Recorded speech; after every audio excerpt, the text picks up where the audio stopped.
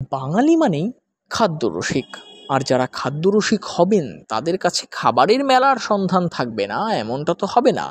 ইতিমধ্যেই শুরু হয়ে গিয়েছে দমদম খাদ্য মেলা। এবছর দমদম খাদ্য মেলা নালেঝোলে 11 বর্ষে পদার্পণ করলো। 2013 সালে নালেঝোলের পথ চলা শুরু হয়। অনুষ্ঠানের প্রধান পৃষ্ঠপোষক দেবাশিস বন্দ্যোপাধ্যায় এবং প্রধান উপদেষ্টা ব্রাত্য বসুর হাত ধরে মঙ্গলবার সন্ধ্যায় মেলার শুভ সূচনা হয়। এদিনের অনুষ্ঠানে উপস্থিত ছিলেন অভিনেত্রী শ্রাবন্তী, সাংসদ সৌগত রায়, বিধায়ক ব্রাত্য বসু।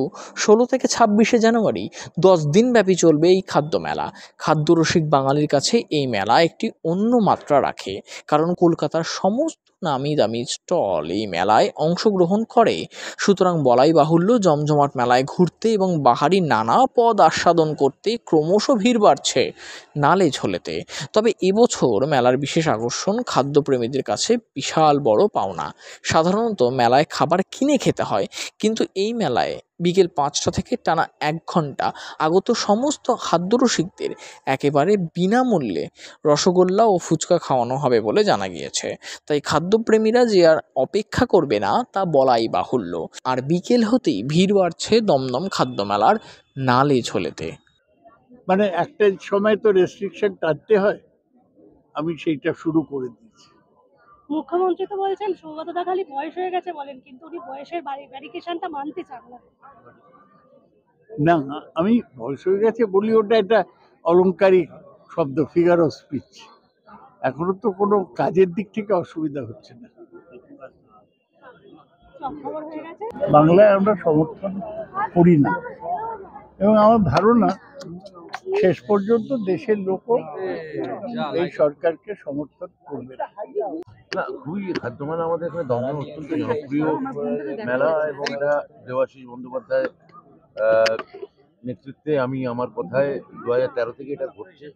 আমি আমার সাংসদ সৌগত রায়, আমরা প্রত্যেক বছর এই খাদ্য মেলায় আসি।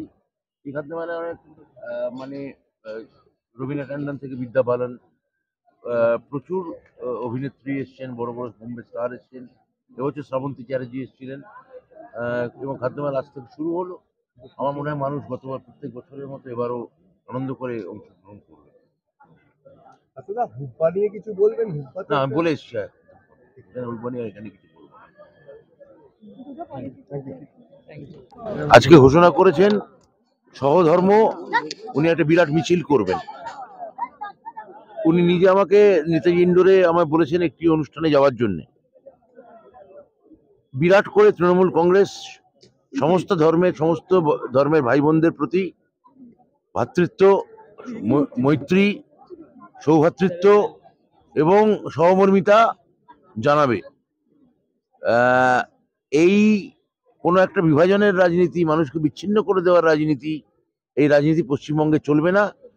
বিজেপির নেতৃত্বে বা নরেন্দ্র মোদীর নেতৃত্বে বিজেপি যে রাজনীতি পশ্চিমবঙ্গে আমদানি করতে চাইছে 2021 সালে তা প্রত্যাখ্যাত হয়েছে, আগামী 2024-এও হবে।